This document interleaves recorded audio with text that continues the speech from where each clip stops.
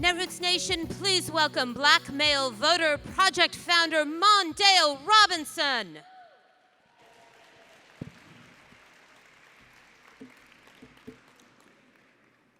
My minutes in front of you are short, yet I am charged with a Herculean task.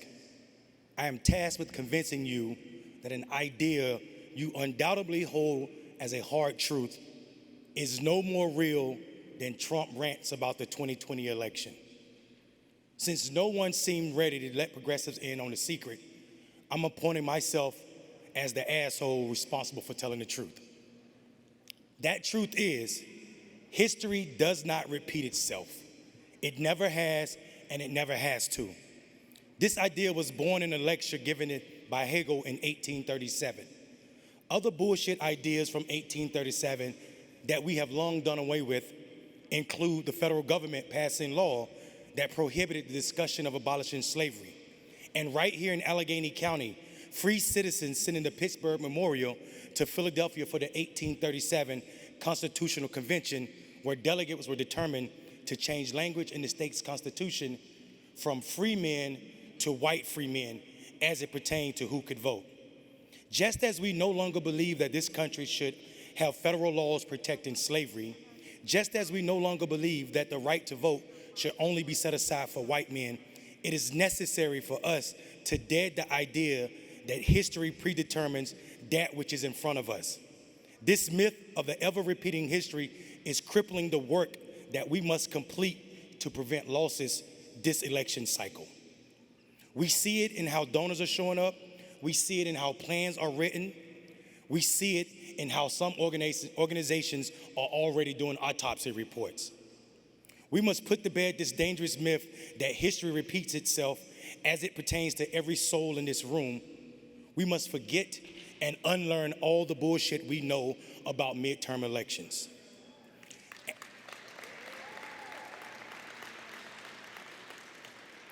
And if we don't, then we continue to suffer from a condition known as apophasia. Apophasia refers to the human tendency to see patterns and meaning in information that is not connected. The most form of this condition is conspiracy theories. When people see links and patterns in events and in information that are completely unrelated. Some of us believe that Republicans are the only folk dealing in political conspiracy theories. But the idea that Democrats will lose the 2020 midterm is by definition an apophasia. It also is by definition a conspiracy theory that I argue we should rid ourselves of. If you have found yourself buying into the narrative that we are deemed to lose catastrophically in November, it is because you are suffering from this acute episode. For there is no historical point in American politics that can repeat itself this year. For we have never had an electorate as racially diverse as it is now. We have never had an electorate as young as it is now. We have never had two of the largest generations back to back and them increase their participation in consecutive federal elections. For us to believe that the voting habits built over the past 4 or 5 decades, mostly by baby boomers who held complete control of American politics and who are 76% white, will determine the outcome of an election where they are no longer the majority, means we are asleep at the proverbial wheel. We have all had front row seats of a new American history being forged as we watch young voters assert themselves in 2018 and 2020, gifting us with some of the greatest victories in progressive history. As we watch young voters take to the streets after the murdering of George Floyd and demand that we shut shit down or do it different. As we watch progressive white folks stand in the gap, as we watch members of our AAPI family demand legislation to protect them from xenophobic hatred, as we watch our Latinx family tear shit down because of local police and sheriff department working with ICE. And we have seen, my God, we have seen black women shoulder the work, the Democratic cause, election cycle after election cycle. And while we know we continue to demonize black men as the weakest link in our progressive coalition, it is funny how we continue to show up election cycle after election cycle, damn near in a way that's unmatched. So I charge every progressive soul in this room to rethink what's possible in this midterm. This is not a discount of the heavy lifting we have to do. It is to say that with programs that are centered around direct voter contact, with programs that are culturally competent, programs that are not transactional, and programs that are fully funded, we can drag the entire fucking Democratic Party to our front row of America's new history as it continues to be forged. I am Mondale Robinson, and I am the founder of Black Male Voter Project, and we are the country's only invitation to black men who aren't creatures of political systems to get involved in electoral politics in a way that is serious and continuous. In closing, and by the powers vested in me by nobody, I would like to welcome you all to Pittsburgh, Pennsylvania, and welcome back to Netroots.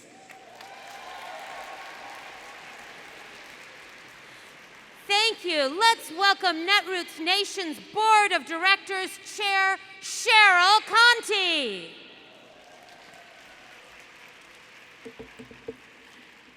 Hey, y'all. Thanks, Mondale. And continuing the theme of black people in glasses, okay? We can see you, okay, Mondale? We can all see you.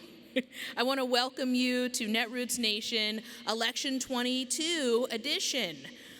I'm Cheryl Conti. I'm the CEO of the Impact Seat Foundation, which is creating a world in which women, especially women of color, can succeed in business. We're using what we call full stack philanthropy, which comprises impact investing in world-changing startups, grant making, and advocacy for women's economic development, which we all know is facing new threats. I'm the author of the Amazon bestseller, Mechanical Bull, How You Can Achieve Startup Success. That's based on my experience with my impact startup, Attentively. It's the first with a black female founder on board to be acquired by a NASDAQ company. Thank you. Someone had to do it. I am also the first Black board chair of Netroots Nation. It's so exciting to see all of your faces in person, safely masked, of course.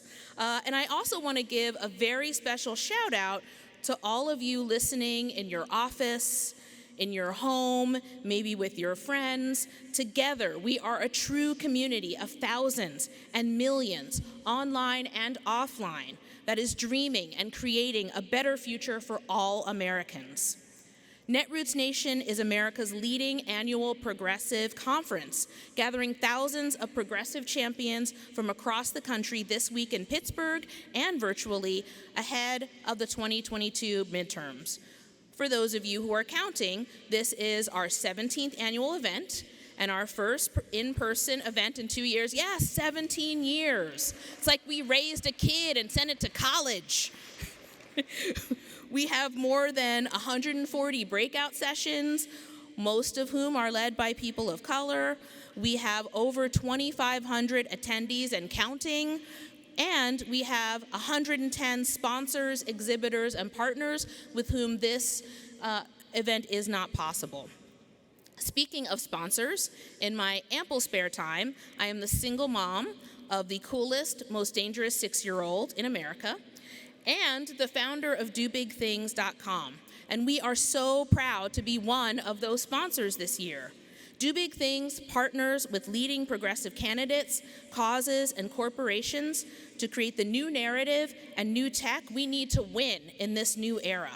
Please do look out for my colleagues, Catherine Algieri, Janani Srinivasan, and our CEO, Henry McKembe, at the parties and panels coming up. Back to NN, in 2019, we had the biggest Netroots Nation ever, with over 3,500 people. In 2020, we all had to stay home, yet our movement just got exponentially bigger. Every night, 500,000 people, 500,000 strong, tuned in online for our keynotes. Netroots activists, candidates, influencers, and organizers, yeah, talking about you out there, are the spear tip, winning the biggest fights to protect and even expand our founding fathers and mothers' ideals of life, liberty, and the pursuit of happiness in our great nation. The people in this room and watching online will determine the outcome of the midterms by inspiring voters across the spectrum of American experience with a brighter vision of what our country can and should be, not just for the wealthy and the powerful, but for us all. Much of the conference this year focuses on the midterms and how Democrats and progressives can win in November. As we just saw in Kansas a few weeks ago, people in even the reddest states are fired up and activated because of the recent and constant attacks on women's rights, voting rights, climate, immigration, race, healthcare, you name it, so many issues that are important to Americans struggling right now. In less than 90 days, Pennsylvanians will cast their votes in a hugely contentious contest for governor and U.S. Senate, and will vote to send the Commonwealth's first Black woman to Congress. Woo! Yes. Yes, it's a little weird it took that long, but that's okay. Better late than never. It's all good. Plus, there are some critical down ballot races that could have a major impact on the makeup of the legislature and its relationship with a new governor. With abortion access and Senate control hanging in the balance, national attention and money is flooding into PA. Are you excited to hear from progressive leaders and candidates on how they're working to turn out the vote here in PA and win? Yes, in November and forever. Yeah, you are. I am too. We have a great lineup tonight with folks like Philly Councilwoman Helen Gim and my old friend Jasiri X, plus Pittsburgh mayors Ed Gainey coming up and more. Before that though, can I ask humbly for a round of applause for the extremely dedicated, hardworking, and passionate Netroots Nation staff.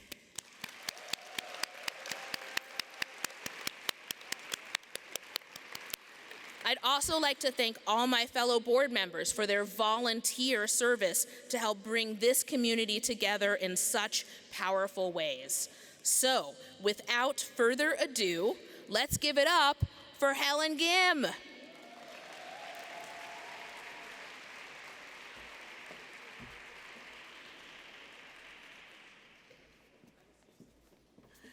All right, good evening, Netroots Nation.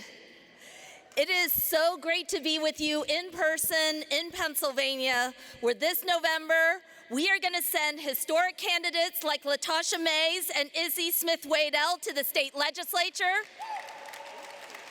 We're going to send Josh Shapiro to the governor's mansion, Summer Lee to the U.S. House of Representatives, and John Fetterman to the United States Senate.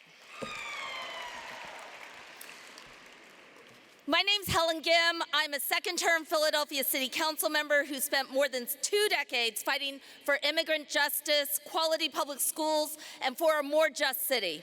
Before ever coming into elected office, I lived by one rule. The only way we win is by building power together. My political journey started in communities fighting mayors and developers who tried and failed to take Chinatown land for boondoggles like stadiums and casinos. I spent years as a parent activist fighting state takeovers, privatization, and the closing of dozens of public schools that devastated our communities and left our young people behind. Our politics never started with politicians. They started with us. Our politics are only as powerful as the movements for justice in this room. And tonight, I want to talk about what it means for us to build those movements in Pennsylvania and beyond, to win with those movements in Pennsylvania and beyond, and to transform our politics and our policies with those same movements. Now, the last time Netroots was held in person in 2019, I had the chance to host you in Philly, a city which lives and breathes a radical love and revolutionary spirit. I said then that a stale and sterile establishment politics had never been more threatened by the energy in this room, and for good reason. Because since we last met, not only did Philadelphians bring someone like me back into city council with more votes than any council member in decades, Our movement elected the first third-party council member in Philadelphia history, Working Families Party champion Kendra Brooks. In 2020, Philadelphians elected DSA member Nikhil Sawal to our state senate, the 5th in the state delegation. And in 2021, Philadelphians re-elected District Attorney Larry Krasner by a margin of 2-1 on a Justice Makes Us Safe platform. So it's not just here.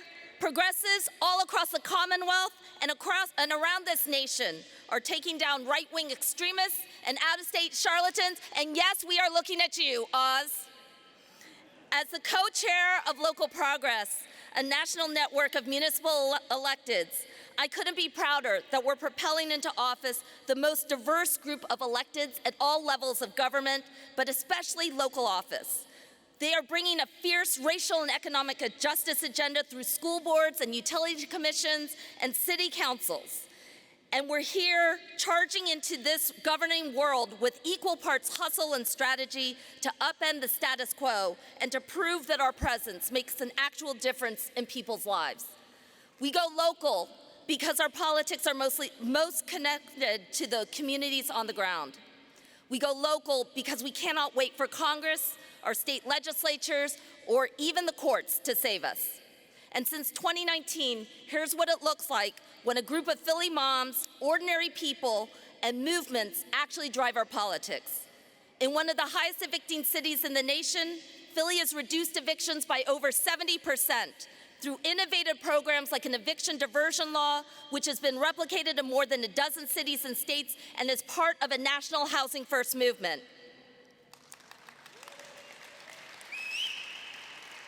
When the Republicans tried to hoard those ARP funds, we made sure to distribute hundreds of millions of dollars in rent assistance and home repairs to keep families housed. And we will continue to make sure that the American Rescue Plan actually rescues people and not Wall Street.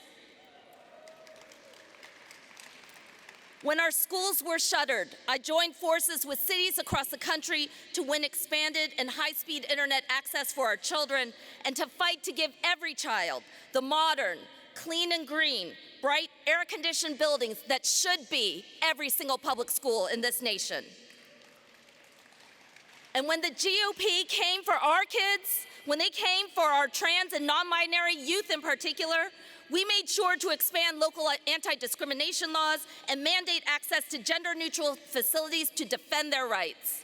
And when employers tried to lower labor standards, we saw more unionizing power from the ground up, emboldened by local labor laws that are out there to protect people and workers. So I want to have everybody in this room give it up for the Amazon Labor Union, for Starbucks Workers United, for the Domestic Workers Alliance, and every single person out there fighting for dignity and a voice on the job and righteous pay.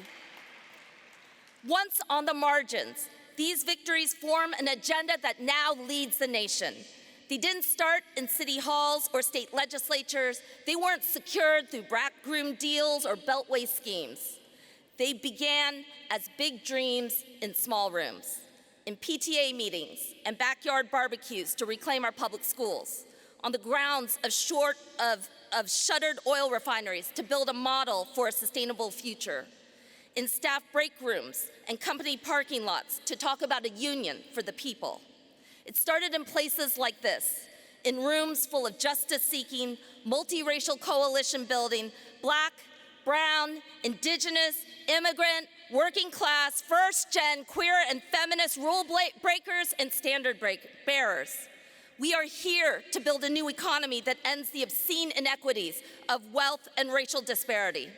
We are here to build an infrastructure movement for a planet and a people under siege, to restore affordable housing, quality public schools, and the luscious parks for communities too long denied. And we are here to build cities that don't flood, farmlands that don't burn, and to restore our waterways and drinking water.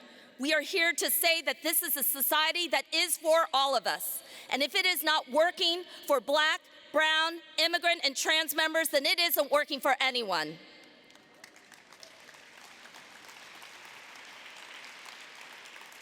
And together, we are breaking ground on a people-first platform of justice, dignity, reparations, and love for all our communities. But I want to say this, before we can govern, if you are excited about all of this, and before we ever get to governing, we gotta win. We gotta win all of these elections, and don't forget this, how we campaign is how we're gonna govern. Because it's all on the line. Whether you're in Pennsylvania or elsewhere, Roe, DACA, voting rights, marriage equality, housing justice, debt-free college, a public safety vision that doesn't drive us backwards, a municipal Green New Deal that pushes us into the future. Tonight and all through this weekend, I want you to know that Pennsylvania is going to show the Netroots the power of the grassroots. And when we're done in 2022 in Pennsylvania, I want all eyes on Philadelphia in 2023, when the movements that have been working together for decades are going to go for it all in the municipal elections and not only show you how to win a city, we're going to show you what it means when we do.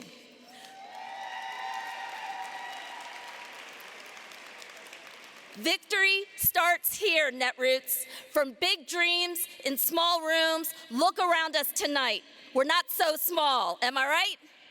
So let's go and show this nation what we've got.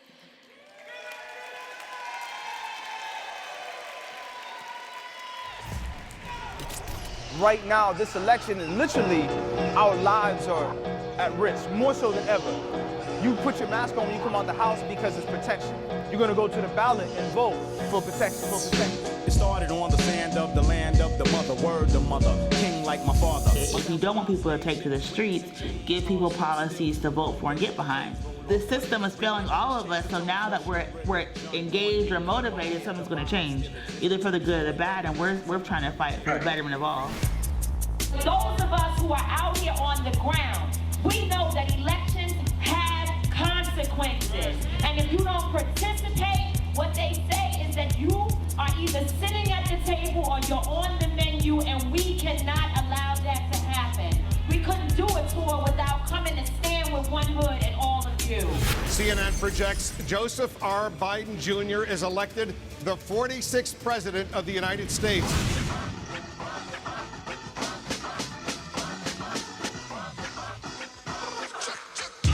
Like black organizers coming together, going out in our community in Homewood, the Hill District, you know what I'm saying, North Side. Shout out to Kari Mosley, shout out to Miracle Jones, Farouk, Celeste, everybody that put the work in for one hood, man. But so it does feel good that like black voters were the ones that really made this election go towards Joe Biden, but now we got work to do. I think it's time for us now to really, unify collectively as a community, as a city, as a nation, as a world, to demand the life that we want to see. When we fight! Please welcome One Hood Power CEO Jasiri X.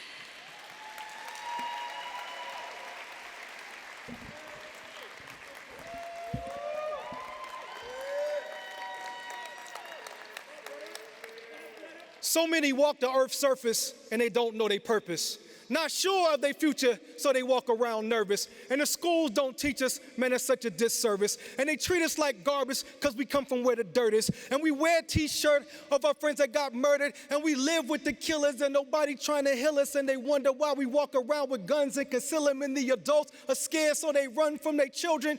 They can try to be positive, but we ain't gonna feel them if they speak in cliches and don't come with the realness. This is life, and it's hard, and so many don't make it. Where's the light? Where's the God in this industry of fakeness? Can you tell me how to make it out this maze of depression in this very cold world where they prey on the naked by way of deception and play with aggression, where we always got punished but never gave correction? So close to the edge with my toes on the ledge, looking over like what happens to your soul when you're dead. And I close my eyes and jump like I know I regret. But I didn't fall, I started floating instead. I rise, living life in the clouds. The sun is looking so bright to me now. I rise like a kite from the ground. Come look at all this light that I found. I had a conversation with God in a dream. He told me that my trials weren't as hard as they seem. If life's a movie, they were just part of a scene. But by the end credits, I would have the heart of a king, and the lies and the pain and the hurt and the tears should be celebrated like it was the first of the year, that people don't know who they are because they searching in fear. Then he pointed in my chest and said the church wasn't here. And I woke up with a sweat, but my mind was so clear, and I felt so light like I could fly through the air. No burden, no stress, no anger, no sadness. A bulletproof vest for all the danger and the madness. Revelation came in the form of a message that I am God too if I was born of his essence. And what I thought was tragic was more than a blessing in the shadow of death. But the Lord's my shepherd, I rise. Y'all ready to rise in that roots today?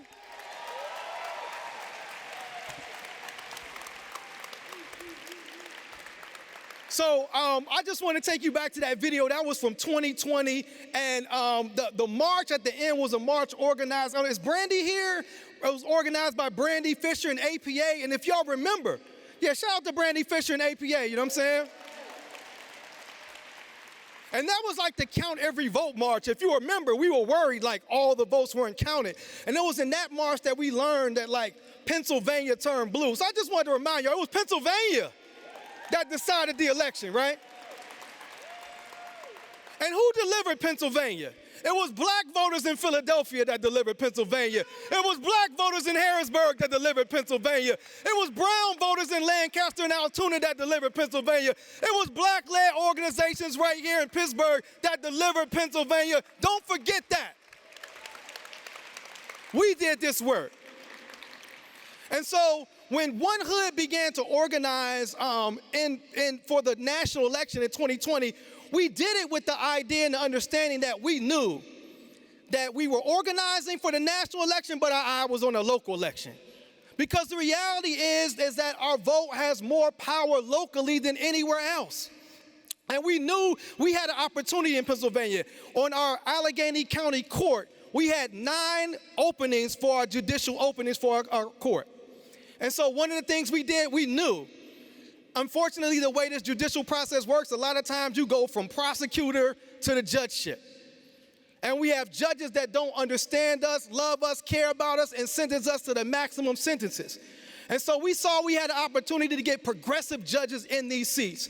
And so One Hood came together with APA, Straight Ahead, and Unite. And we put together a slate of 8 judges, and we were able to get 5 progressive judges elected, all women, 3 black women. We was able to make some history right here in Pittsburgh. And so the reality, I just want to take y'all back again, because for me, this movement that we see happening in Pittsburgh really began with a tragedy. That tragedy took place in 2018 with the death of unarmed 17-year-old Antoine Rose II, who was running away from a police officer when he was shot 3 times in his back. And in 2018, when that happened, we took immediately to the streets to get justice for Antoine Rose. 2018 also saw one of the worst tragedies that we've ever seen here in Pittsburgh, with the largest massacre of Jewish people that ever took place in the Tree of Life Synagogue.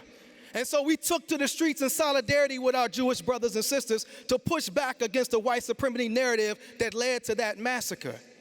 In 2019, the officer that shot Antoine Rose 3 times in the back was found not guilty. And we saw one of the largest mobilizations, all youth-led, where young people that following Monday walked out of school, and thousands of them took to the streets to demand justice for Antoine. And then in 2020, with the deaths of Ahmaud Arbery, Breonna Taylor, and George Floyd, where were we at? We were right back in the streets. And you would think after all that marching and protesting, right, that at some point people would finally understand that we were out there because we care. We were out there for the love of our people, the love of our community, because we don't want to see another taken down, but the powers that be didn't meet our love with love. They met our love with tear gas. They met our love with rubber bullets. And so we said we knew we had to make a change. And so when a brother named Ed Gainey said he was going to run for mayor, we didn't have a choice as a community. We knew we wanted to stand behind this brother, not because he cared about us, because he was us. He understood our plight. And so we was able to get behind Ed Gainey, and the first time since 2010, a lot of people didn't believe it could be done, I might not have believed at certain points, but our belief turned into action, and we were able to see the first black mayor elected in the history of Pittsburgh. The first incumbent mayor that lost since 1910. But we weren't done. We still had some history to make, right? Because one of our strongest political voice, Summer Lee, said she's running for Congress. And again, we don't have no choice. We can't sit on the sidelines when she's running for Congress. And so again, we all mobilized and got behind and started pushing for Summer Lee, and they put $3 million to try to stop her rise. But it's money power, and then there's people power, right? The people power came through, the people power spoke, and we made history again. So what I'm trying to tell y'all is black-led organizations in Pittsburgh is whooping some ass. That's what I'm really trying to tell y'all. We out here kicking ass. So now, I see Pat Clark. We had a panel earlier, and he said a word. I learned a new phrase that I'd never heard called deep canvassing. I never heard that. But it's something, it's the work that organizations like One Hood that we do all the time. So I just wanted to say part of the reason that we're successful, I would say maybe almost all the reason that we're having success, is because we're not just showing up when it's election time. We're not just showing up and knocking on doors and simply asking folks to fill out a form or come vote for somebody that they might not even know, have a connection to, or know that person even cares about their issues. We're in our communities 24/7. If it's a vigil, we're in our community. We at the park. We on the front line at the protest. We here with food. We here giving resources out. We're here giving support. And so I'm encouraging folks to way to do this. And that means the funders have to fund people 24/7 and not just when it's election time. And I say that to say, if there's one thing, if you know Mayor Gainey, it's one thing you know about Mayor Gainey, he's going to show up. He's going to show up. Mayor Gainey's last Saturday, this was just one Saturday, he was at and I follow him on social media. I'll be wondering how old is this man? How does he have the energy? He was at the youth football game at 8 a.m. Then he was at the parade. Then he was at the August Wilson celebration. Then he was at the Black Bear Festival. I think he went somebody else. I'm like, man, thank you, Miss Gainey, his wife, for allowing him to run like he is. But the reason that he's successful is because he is in our community 24/7. He is somebody that we knew. We didn't have to learn about him. He didn't have to share his agenda or policies, although we did and we asked. But if it's a protest, Ed Gainey was there. Whether he agreed with us or not, whether he felt we were too radical or whatever or not, he showed up because he cared about us. He came with love. He led with love. And he always speaks about this isn't a movement that he inspired. It's a movement that we inspired. So I would like all of us to come together and bring on our new mayor, the first black mayor in the history of the city of Pittsburgh. You can stand up if you want to, because we made history right here, and he's going to share a historic message with us. Let's bring him on, a round of applause, our mayor. Ed Gainey in the building. My brother, love you, brother. Love you. Stand there for a minute. Okay. Yes. Good evening. How's everybody doing today? We're going to start this off right. Good evening. How's everybody doing today? I'm going to tell you something about relationships and why they're important and why it's the relationships that shape and change the world. Me and Jasiri didn't just meet 5 years ago. We've been in the struggle for 20 years. And in 20 years, we've watched politics change to a point where we've seen it upgrade, make new rules in the community, and watch community moves forward. Ladies and gentlemen, I'd like for you to give Jasiri X and One Hood a standing ovation. Come on, let's stand up.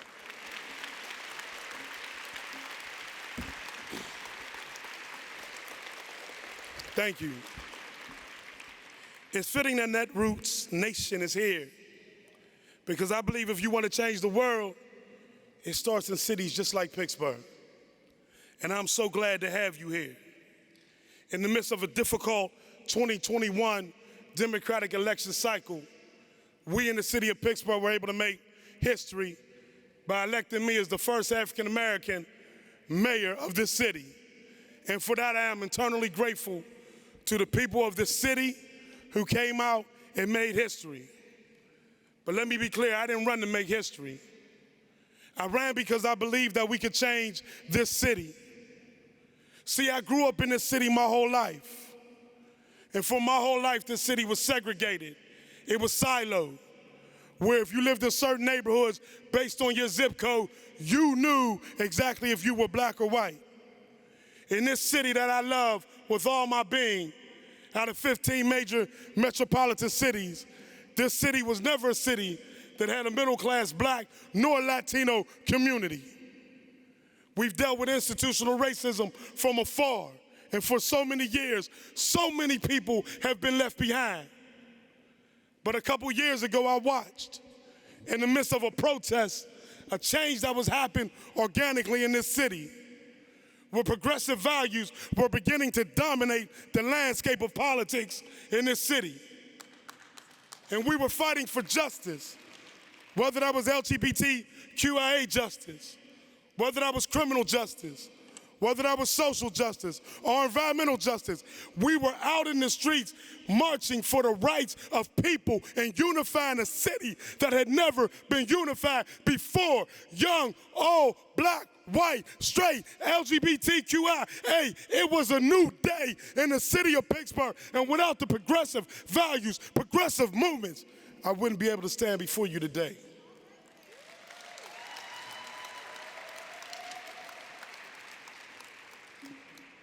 I am proud to say that in the history of the mayor's office, we have the most diverse administration to ever govern this city. We have the first African American chief of staff, Jake Wheatley. We have the first ever deputy chief of staff, Felicity Williams. We have the first transgender Latino press secretary, Maria Montano. We have, for the first time in the history of the Urban Redevelopment Authority, the first non-white chairman in Cal Chipolati.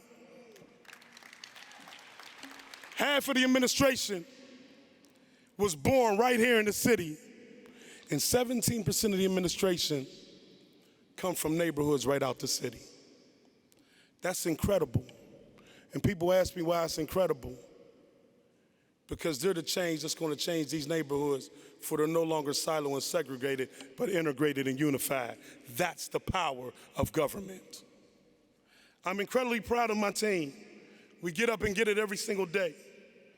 Each of them bring a unique experience, an approach to addressing our most pressing issues in this city.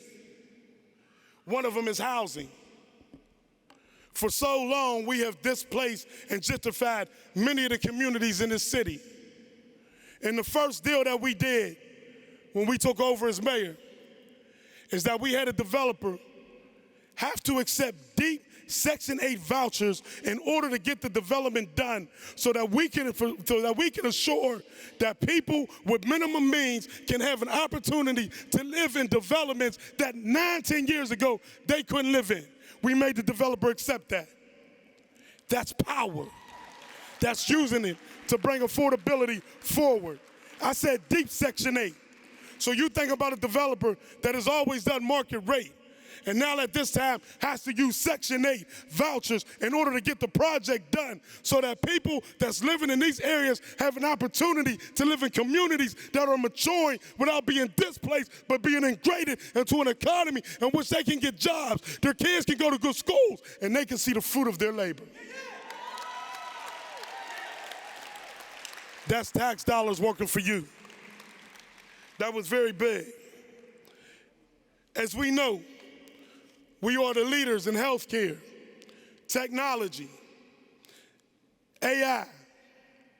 We have the most universities that are turning out bright leaders in the future, but they weren't connected to our neighborhoods. They weren't in our neighborhoods. So we're creating something called Pittsburgh's Pathway to Prosperity, to where every growing sector that's in this city is connected to the Pittsburgh public schools, to where we create a pipeline so that every child that's leaving Pittsburgh public schools with the partnership of them will have a career technical education certificate by the time they leave high school, so they have a skill. It'll be the first time that we put something like this together. Think about it. A lot of our communities that come from underserved communities never get exposed to this opportunity. Status quo can't grow, and what you're not exposed to, you can't grow up wanting to achieve. I grew up and I never knew a politician. Never in my life did I meet a politician. I didn't have politicians come knock on my door and have community meetings. First time I met a politician, I didn't even live here in Pittsburgh. I went to Morgan State University, and the first mayor I met was an African-American mayor named Kurt Smoke of Baltimore, Maryland, who helped us keep Morgan State a HBCU. I'm the product of a mother that was 15. So for every single mother out there that don't feel that they can make it, believe in you can achieve, and if you pour into your child, they can grow up to be a mayor just like me.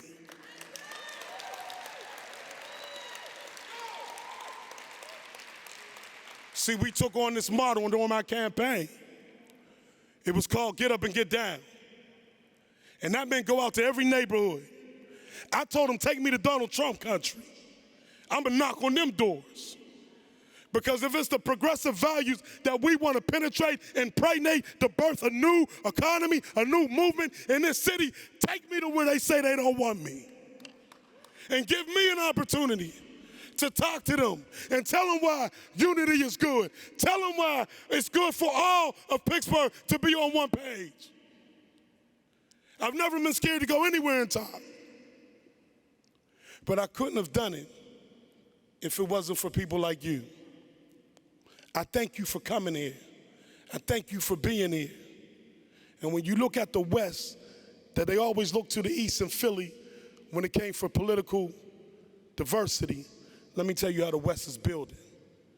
I, Ed Gainey, mayor of the city of Pittsburgh, believe in Summer Lee, the next congresswoman, Austin Davis, lieutenant governor in the Commonwealth of Pennsylvania, from the West.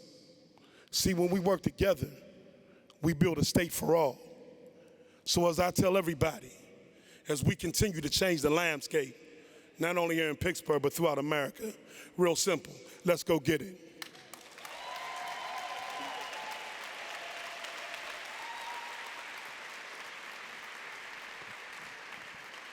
Netroots Nation, let's welcome Kahari Mosley of One Hood Power, State Representatives Malcolm Kenyatta and Sarah Immorado, and State Senator Lindsey Williams. Look at this.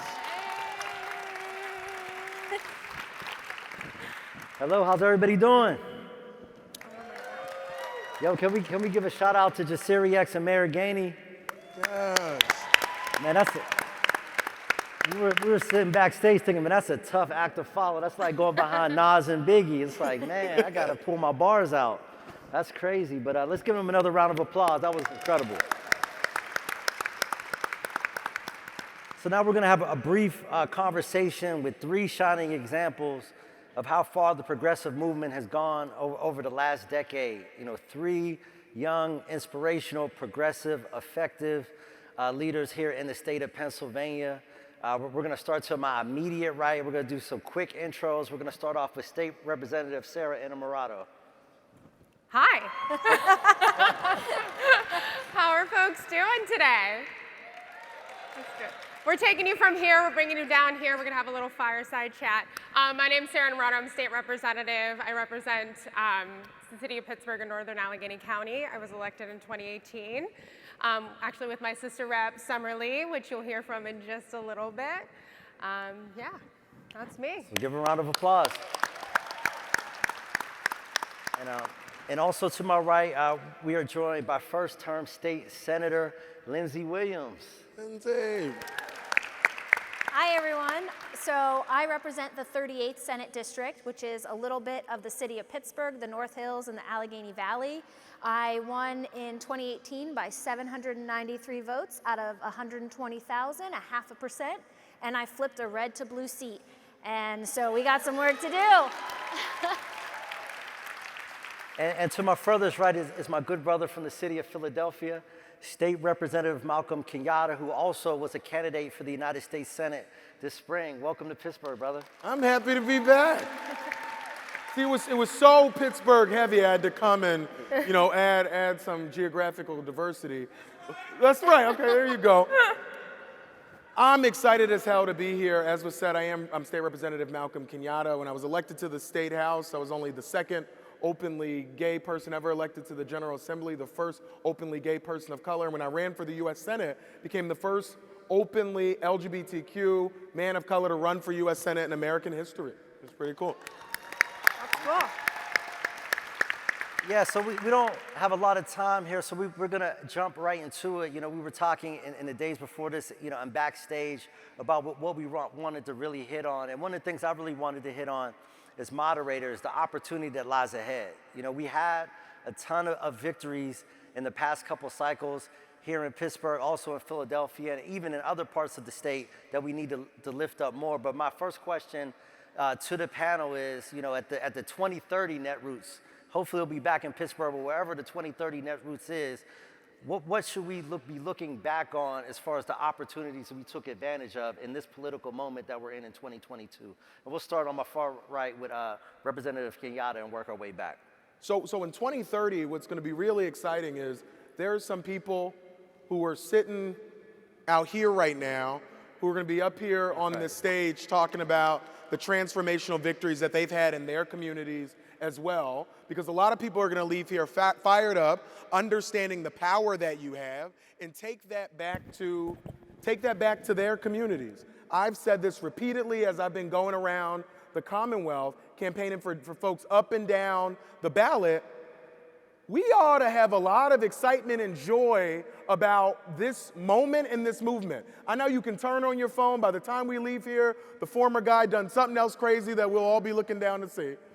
But the reality is, the future that we are fighting for and the future that we are building, the future that we are winning, is something that we ought to be excited about. I think it is one, we have a story, we have a message that we can go anywhere in this Commonwealth and talk about with a level of urgency, a level of authenticity, and a level of excitement, because our ideas are the ideas that, first of all, resonate with the majority of the American people, and are ideas that are going to change our communities in the ways that we know they need to be changed. I think in 2030, we're going to see some of the students that have been coming to our offices, talking to us, that we've talked to in their schools. We're going to see them in leadership positions, because they are amazing. Every time I talk to students, they are asking me tough questions on issues that we care about: housing justice, environmental justice, racial justice, LGBTQ rights. They are leading the movement, and I want to see us have more. And I also, we've, since being there, have changed the conversation within our own caucuses about pushing our leadership.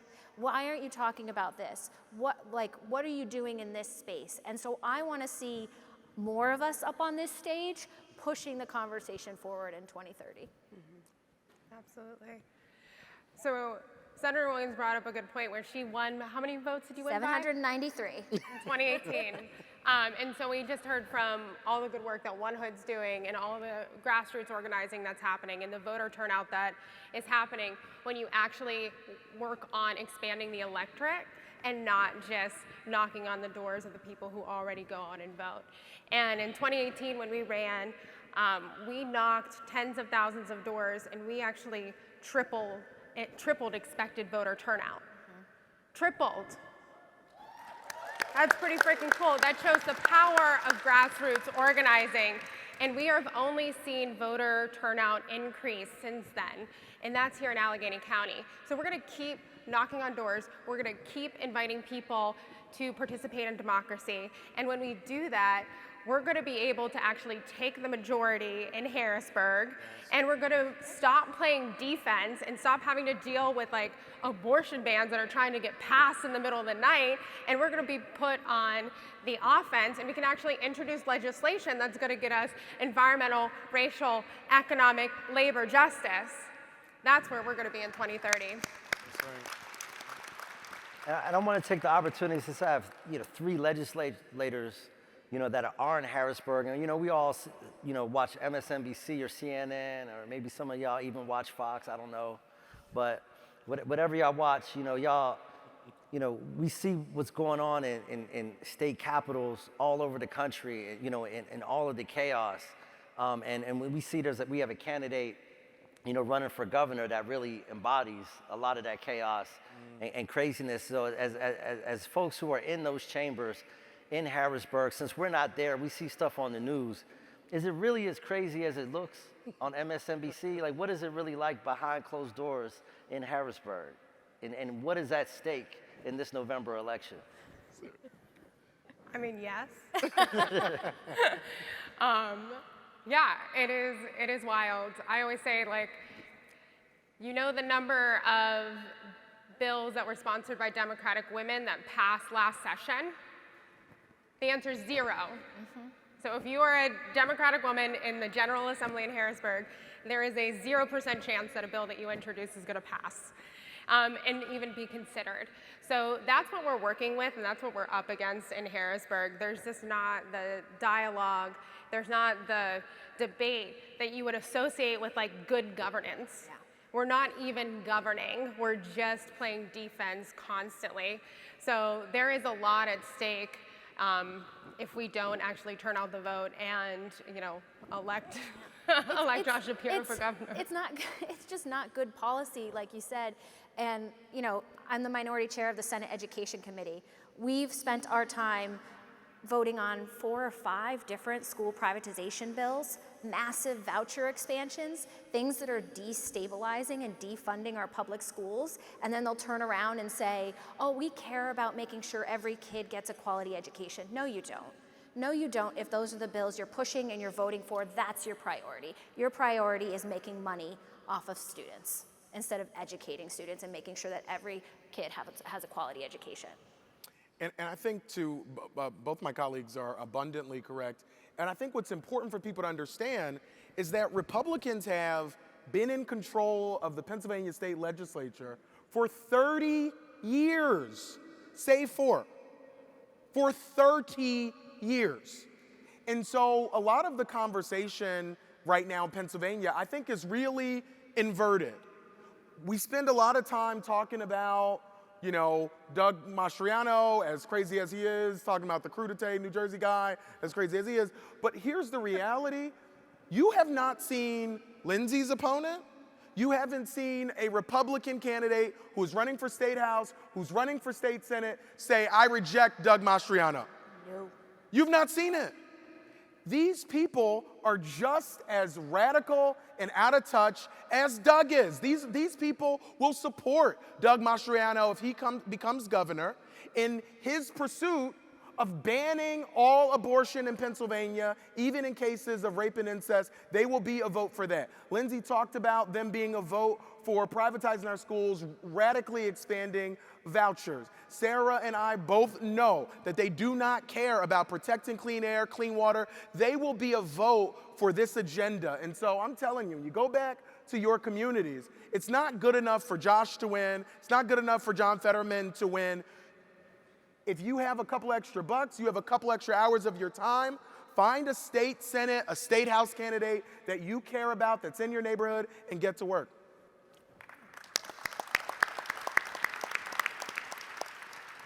My next question, I wanted to focus on, in particular, there's a current movement, for those who've been paying attention, there's a current movement in the legislature to try to work around the executive office and use constitutional amendments. And since we got a little bit of time left, us at One Hood and One Hood Power, we like to do a little civic education as well, when we're doing our activism. Can we just give a quick primer on why it's so important to be engaged in the process and how folks are within the legislature are trying to use constitutional amendments as a way to work around legislation and the governor's office? I guess we'll start with whoever wants to jump in. You want to do it? So, You saw it first. Please. yeah.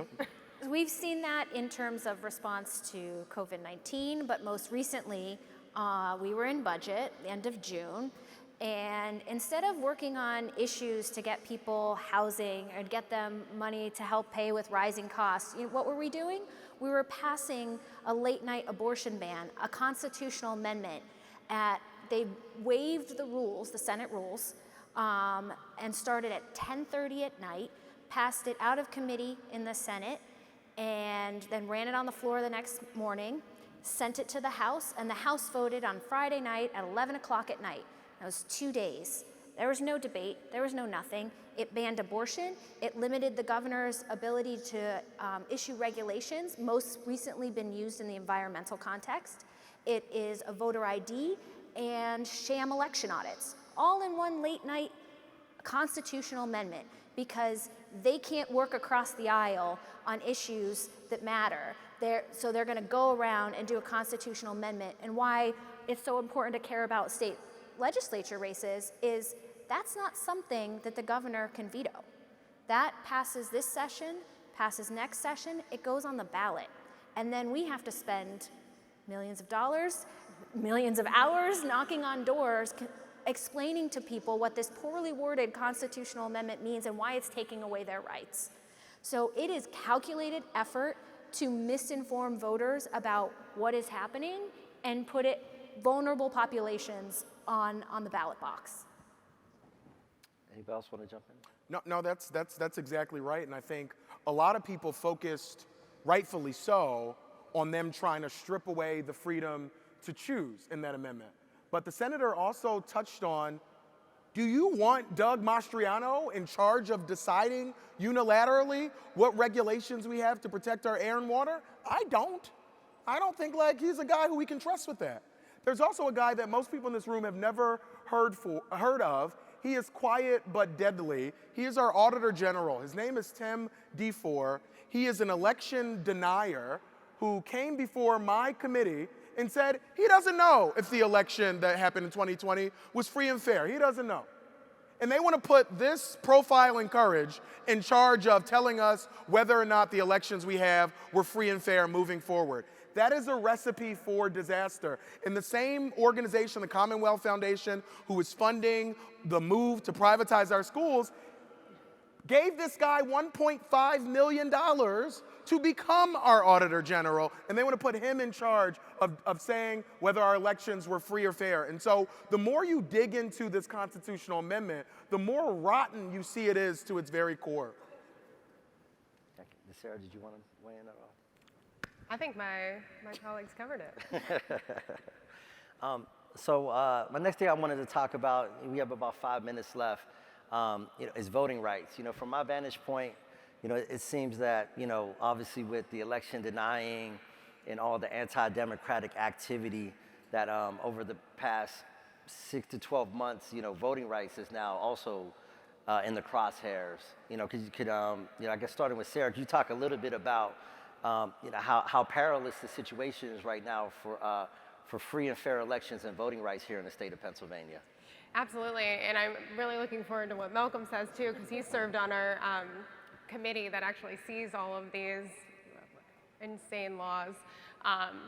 So yeah, I mean, being in the minority, we are just totally just pummeled with legislation that aims to create barriers to actually voting.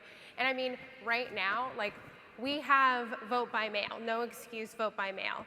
It was a Republican-led, Republican-sponsored bill that passed our General Assembly and was signed into law. It's what enabled us to have vote by mail this last election cycle. Once they saw that their guy lost, they said, oh, this is broken, everything's unfair, the election was stolen, let's get rid of vote by mail. And it's a Republican-led bill, it was a Republican-led initiative, and that just shows that they actually don't care about governance, they don't care about protecting or preserving our democracy, they don't care about expanding the electorate and making sure every citizen has their voice heard. They're just out for power, and we're not going to let it happen. So in our last couple of minutes, we started in the future, and then we kind of got deep and heavy with some really tough topics. So in our last few minutes, started with Malcolm, then Lindsey, then Sarah. Tell us one thing that you're hopeful about this year politically, so we can leave with, so we can leave a little bit hyped up. I don't want to just throw all the heavy stuff on you and then walk away. I am excited as hell. I really, really am, particularly when you get to spend time, and I am very young to everybody but my goddaughter. She tells me I'm old, but I'm pretty young. But even the folks who are a little bit younger than me, the activism, the engagement, if you think about just some of the things that got into the Inflation Reduction Act, the historic investment in climate, it wasn't everything we wanted around dealing with gun violence, but the fact that anything got done for the first time in 30 years on gun violence, these are the main demands of my generation and the generation that are following us. We are literally shifting not just the Overton window, but shifting the balance of power, shifting the conversation, and demanding outcomes that extend our life on this planet, that make our communities safer places, healthier places to live and be. And so when I get to see young people, I know that our future is bright as hell, and we're gonna be just all right because the kids are all right. I 100% agree. That's my hope. That's my hope every day when I see them. And they've already made a change. Like students, every time I talk to them, they want to see more mental health supports in schools. They want that. They've asked for that. And elected officials play a lot of lip service about doing that. In this past budget, we finally got like some money, some actual money to hire more school-based mental health professionals like that our kids desperately need.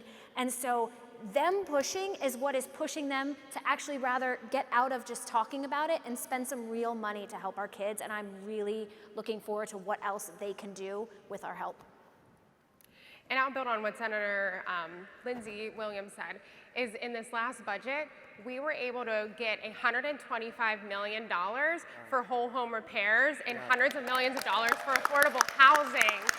And we built a coalition that went from Erie to Pittsburgh, Allentown, Lancaster, Philly, and we worked with Senator Savall to pass this bill. And it was only because we had built a big and broad grassroots, community-centric group that were fighting for the same thing that we were able to get that in the budget this last time. And I'm like, look at what we achieved. We're only getting started. And no offense to my colleague out in Philly, Councilperson Gim, who said, keep watching Philly.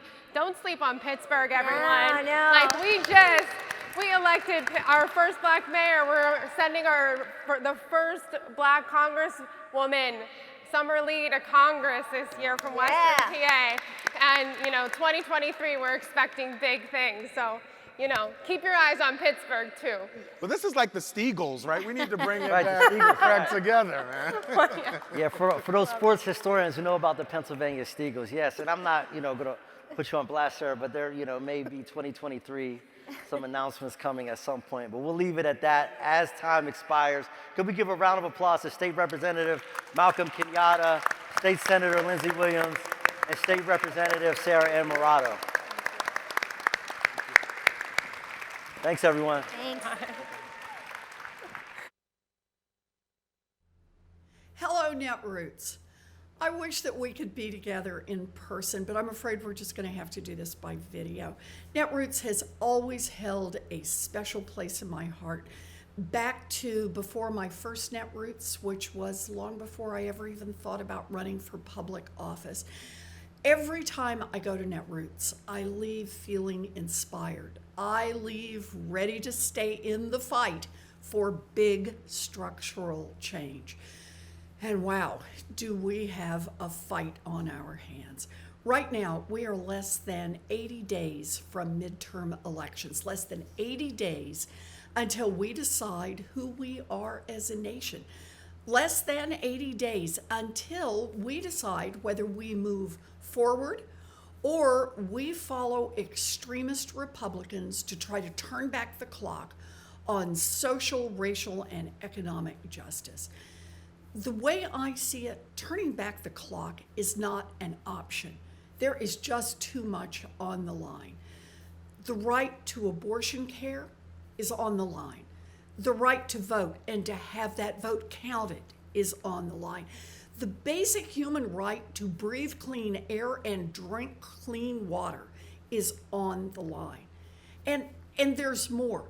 Childcare, healthcare, reining in big corporations, reforming our immigration system, reforming our justice system, reforming our education system.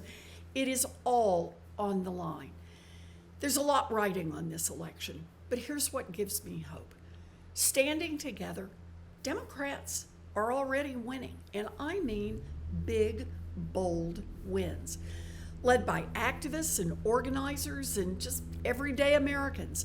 Kansans sent a message to extremists who plotted to overturn Roe versus Wade. 3 words they had: no, no, no.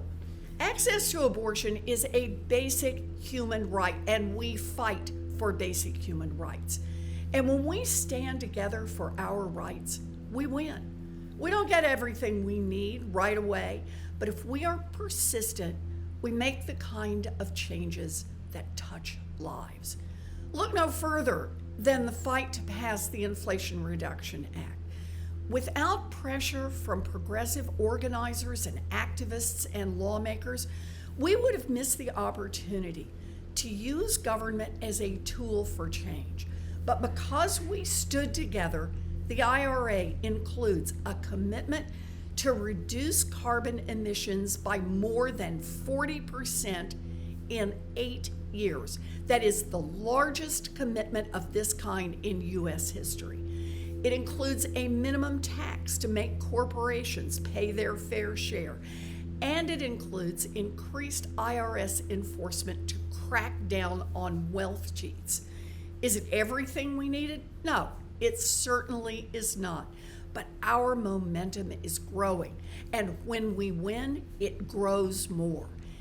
In the coming weeks and months, we have more chances ahead to mobilize voters, to make our voices heard, and to fight back against the extremist Republican agenda.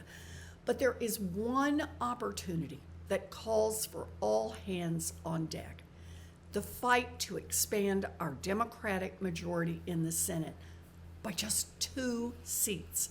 2 seats. With just 2 more seats, we will be able to protect the right to an abortion throughout this country through federal law. With just 2 more seats, we can protect marriage equality, privacy, and the sacred right to vote all across this country.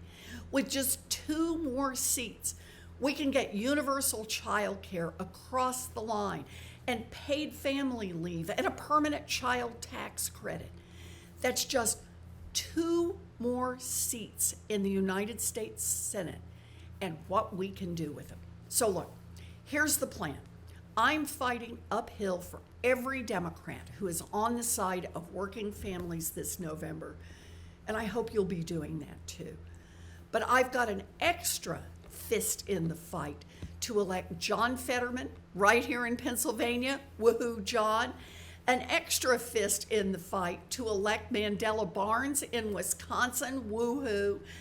They both support ending the filibuster, which will give us a chance to build an America that works for everyone. There is so much that we can do if we have the courage to fight together. I know we face an uphill battle, but I believe that you don't get what you don't fight for. We need to build a grassroots electoral movement that can unite and excite Americans to vote for Democrats. And today I'm asking you to do 2 things. The first is to vote. Vote, vote, vote, vote early, vote by mail-in, make a plan to vote on election day, do whatever it takes to make sure that your voice gets heard. But please, don't stop there. Recruit your friends and your family and your colleagues to vote like democracy depends on it. because it truly does. Our nation has experienced one soul-crushing crisis after another over the past few years. But even during these trying times, the fighting spirit of Americans has prevailed. We have seen what is possible when we stand up for our neighbors and when we protect each other. We've made sacrifices, we've pitched in, we've fought uphill battles, and we've held our leaders accountable. Now, we have one more hill to climb, to elect Democrats up and down the ballot and expand our majority in Congress. I'm going up that hill, and I hope you're ready to go up that hill with me. This is the fight we have been called to, a fight that will define America for generations to come. And me, I'm in this fight all the way.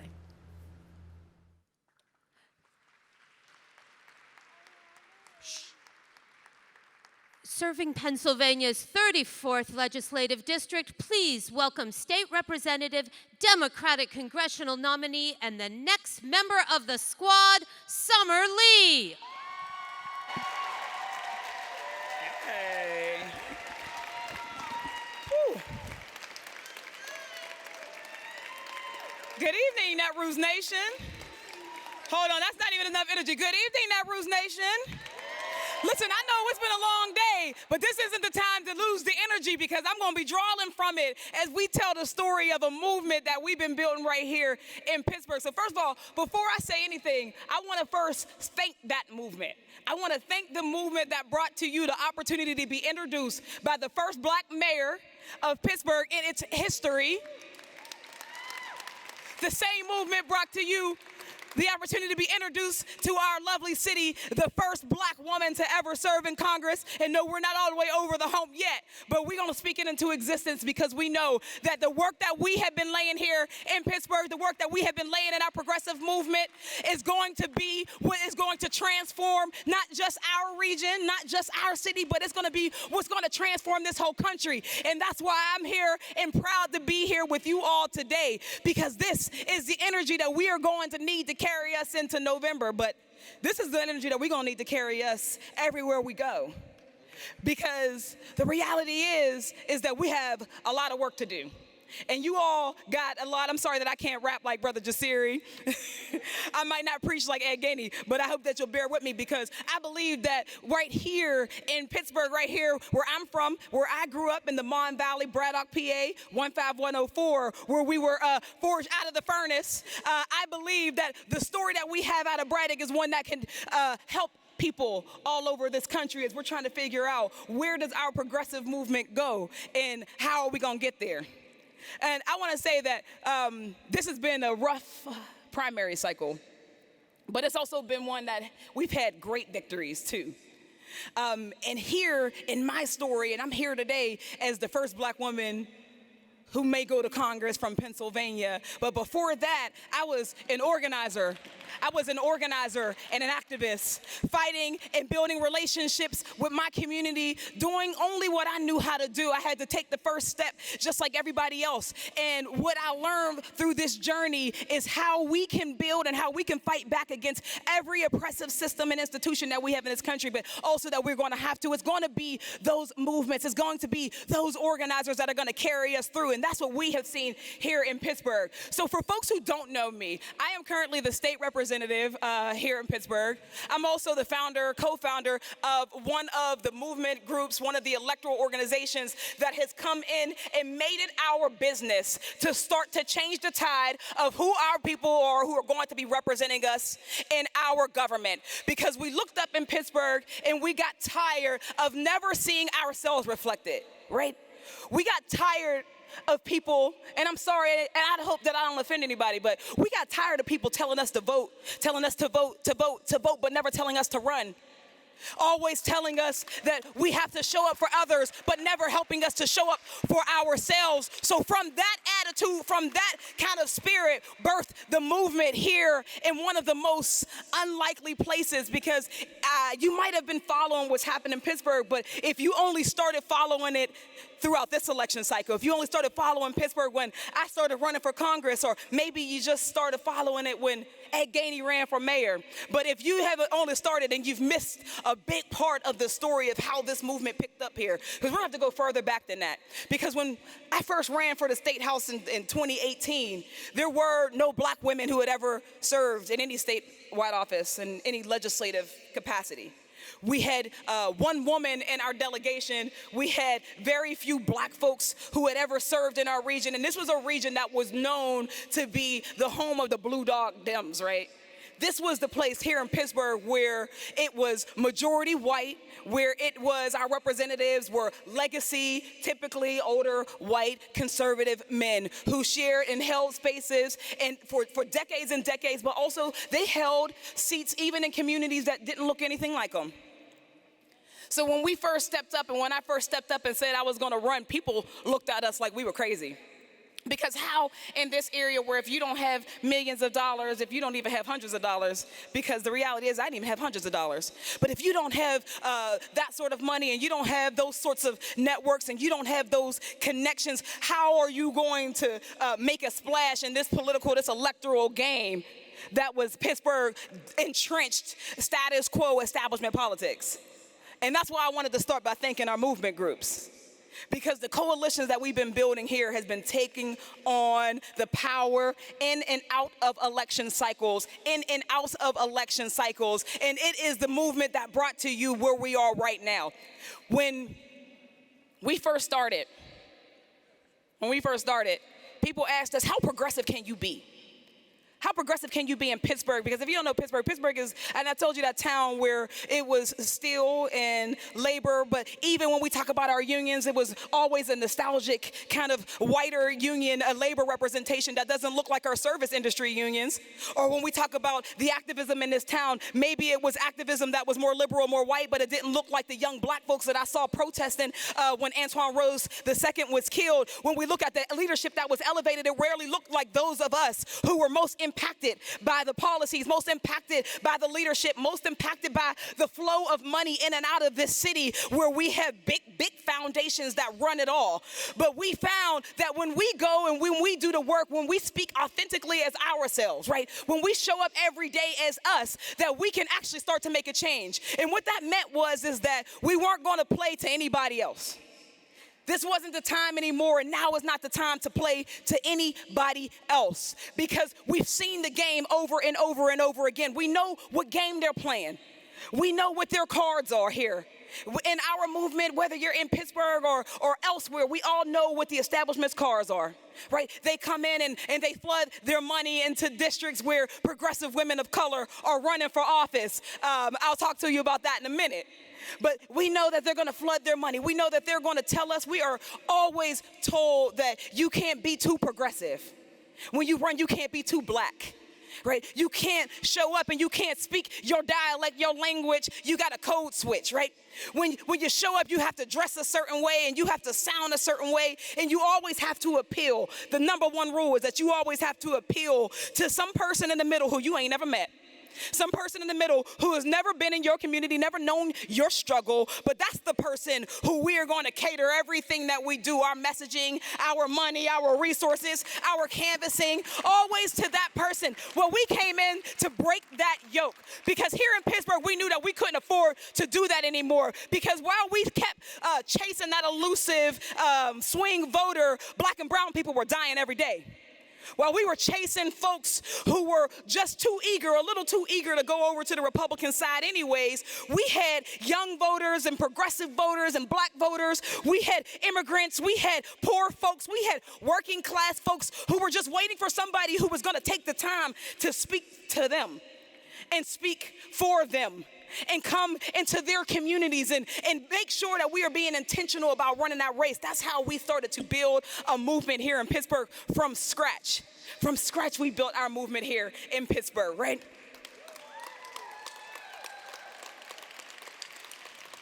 But what we know is, and what I know that you all know because you are organizers, you are the front lines, you're the activists, the grassroots folks, you're the planners, whether it be digital, you are the folks who are behind the tables. So I know that you all know that no pathway is easy, and we've won big in this region, right? We won not just my race, we saw the women that you had on this stage who won at the same time as me and my brother Malcolm from Philly. We won't forget you. But we also won races at the school board level. We won races at the county council level where folks weren't looking for us. And we came in when they were sleeping and we said that that's power for us, right? We looked up in Pittsburgh and we decided it was time to stop fighting the power. What if we just started taking the power? What if we started building the power?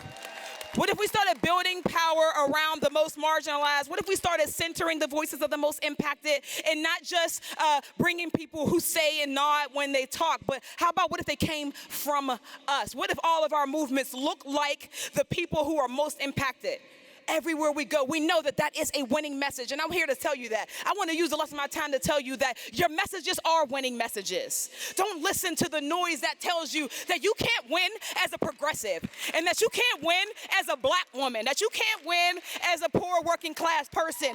That's a lie from the pit of the establishment and the pit of our racial capitalized system. That's what they need us to believe, because when we realize that our real power is in our collective, when our real power is in our boldness, when our real power is precisely in that way, those ways in which we've been marginalized, and realizing that if we just step up and stand together, that we will take them on. That's what they found in Pittsburgh, and they weren't able to stop it. So I want to say that in Pittsburgh, my race was very close to have gone the other way. And we didn't, because we had something that they had not counted on. We knew their game.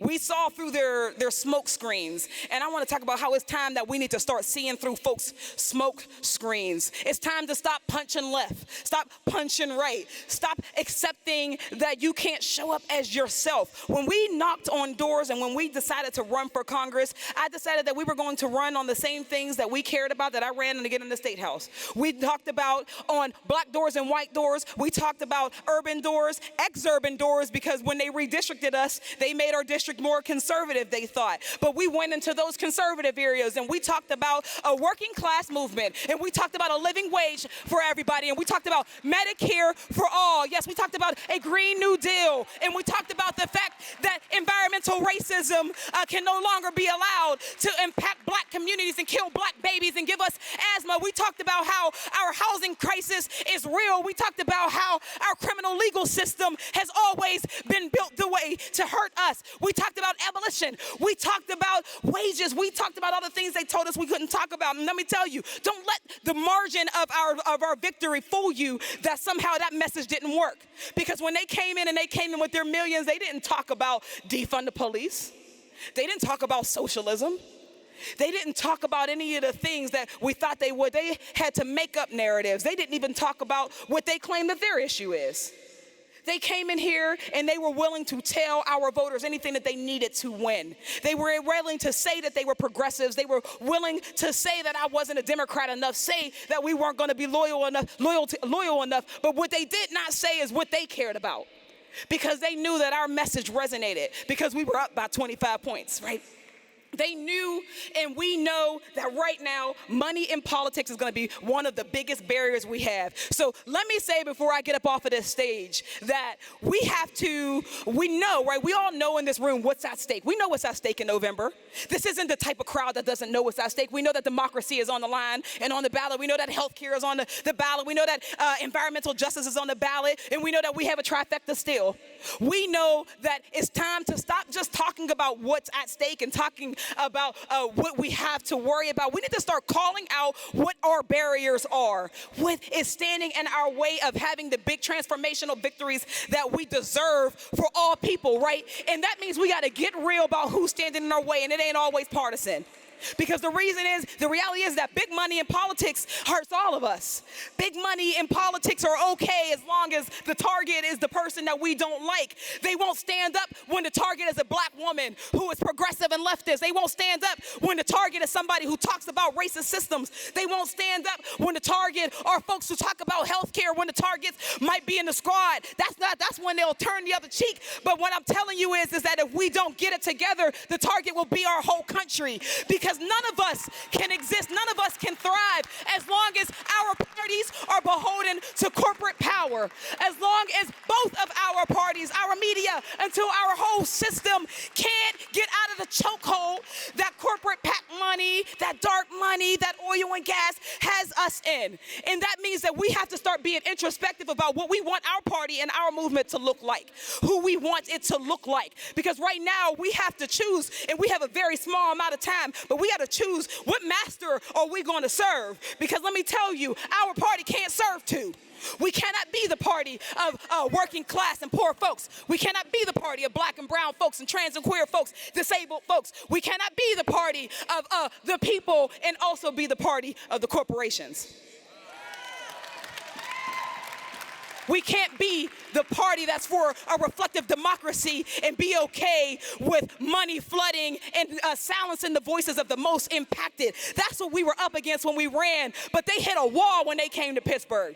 They hit a wall when we came to Pittsburgh because our movement found out the solution a while ago. We found out that when we build our coalitions, that we can beat all the money but we have to raise that money. When we build our coalitions and we expand the electorate, when we go after the swing voter who is swing from Democrat to non-voter, when we go after the black folks, when we go after the harmed, when we have to go after the traumatized, when we go and we reach them with a message that resonates and centers them, they will come. And that's why I'm here today. And I hope that throughout this meeting, this whole networking event, that you take the message that we have to stand stronger now than ever in our values. We cannot equivocate on who we are. When you run and when you organize and when you serve, do not equivocate, because our message is a winning one. Because Pittsburgh can show you that we can win here, we can win everywhere. If we can win here in the state, in the city of Blue Dog Dems on environmental justice, then we can win on environmental justice anywhere. If we can win here on defeating big money, then we can win it everywhere. If we can win here on Medicare for all in the land of UPMC,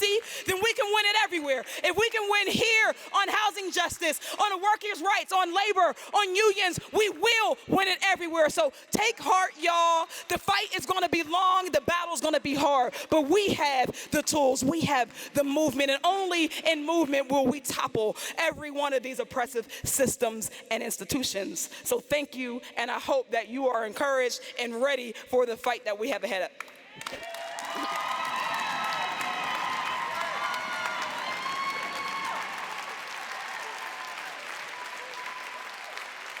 Netroots Nation, thank you for joining us for our opening keynote.